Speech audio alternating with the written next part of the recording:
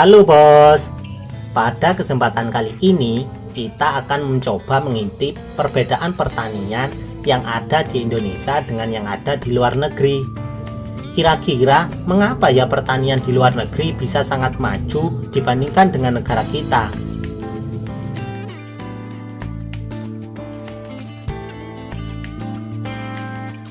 Di Indonesia, pertanian tidak bisa dilepaskan karena negara Indonesia sampai saat ini masih merupakan negara agraris. Oleh karena itu, pertanian memegang peranan penting dalam memajukan perekonomian masyarakat. Sektor pertanian di Indonesia tidak pernah lepas dari permasalahan yang setiap tahunnya selalu membuat petani kesulitan. Salah satu masalah sektor pertanian di Indonesia adalah teknologi pertanian. Namun di Indonesia sendiri pemanfaatan teknologi di bidang pertanian masih dalam tahap edukasi kepada para petani, belum memanfaatkan Internet of Things. Dengan begitu mereka akan sadar dengan pentingnya penggunaan teknologi untuk memaksimalkan penjualan hasil panen. Berbeda dengan pertanian di Indonesia, kunci dari majunya pertanian di luar negeri seperti di Belanda adalah riset. Kebijakan-kebijakan dan teknologi diadaptasi dari riset-riset yang dilakukan oleh para ahli. Seperti yang telah dikutip pada sebuah situs, bahwa negara Belanda dengan luas yang hanya 41.526 km persegi mampu menjadi yang lebih unggul bila dibandingkan dengan negara kita yang luasnya sampai 1.919.440 km persegi.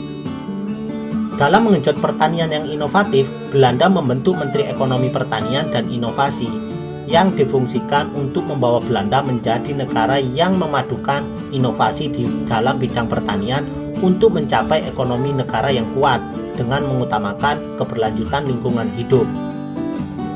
Teknologi seperti ini bernama indoor farming. Perlu diketahui, indoor farming merupakan jenis pertanian vertikal yang dilakukan di dalam ruangan. Strategi indoor farming ini bertujuan untuk meningkatkan produktivitas secara signifikan. Bahkan, banyak yang sudah membuktikan bahwa sistem ini mampu memberikan banyak keuntungan. Sampai saat ini, mayoritas indoor farming memiliki kombinasi antara hidroponik dan cahaya buatan. Ada juga yang menggunakan kombinasi antara sumber daya alam dan buatan di dalam rumah kaca. Dalam hal model pertaniannya, indofarming tersedia dalam beberapa pilihan, misalnya hidroponik, aquaponik, maupun aeroponik. Sistem indoor farming memiliki banyak sekali keunggulan. Selain bisa meningkatkan produktivitas, sistem ini juga bisa menghasilkan sumber makanan yang hijau dan bebas dari hama. Bahkan, para petani bisa mengurangi biaya dalam hal pemakaian transportasi dan bahan bakar fosil. Untuk itu, teknologi pertanian merupakan hal yang harus dikembangkan dalam pertanian. Teknologi modern merupakan hal yang memang sangat dibutuhkan untuk di tengah fenomena turunnya luas lahan. Pertanian dengan pengendalian cuaca seperti inilah yang membuat Belanda yang jaraknya hanya beberapa ribu kilometer dari lingkar kutub bisa menjadi eksportir tomat terbesar di dunia. Padahal tomat adalah tanaman yang membutuhkan banyak sinar matahari dan cuaca hangat agar bisa tumbuh dengan baik. Belanda juga merupakan negara utama pengekspor tomat dan bawang. Serta jika dilihat dari nilai jualnya, Belanda adalah pengekspor sayuran terbesar kedua di dunia. Selain itu, kini lebih dari sepertiga benih sayuran yang diperdagangkan di seluruh dunia berasal dari negara Belanda.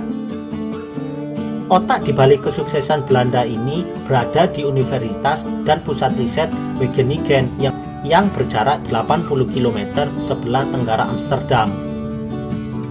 Universitas dan badan riset ini dikenal sebagai lembaga riset pertanian terbaik di dunia, menjadi pusat dari lembah makanan sebuah klaster besar startup teknologi dan pertanian eksperimental. Jadi, seperti itu mengapa pertanian di luar negeri seperti di Eropa yang luasnya saja tidak ada separuh dari luas Indonesia tapi sangat maju dalam bidang pertaniannya. Kalau menurut teman-teman semua, Apakah ada faktor lain yang membuat pertanian kita kalah maju dengan yang ada di sana? Silakan jawab di kolom komentar ya.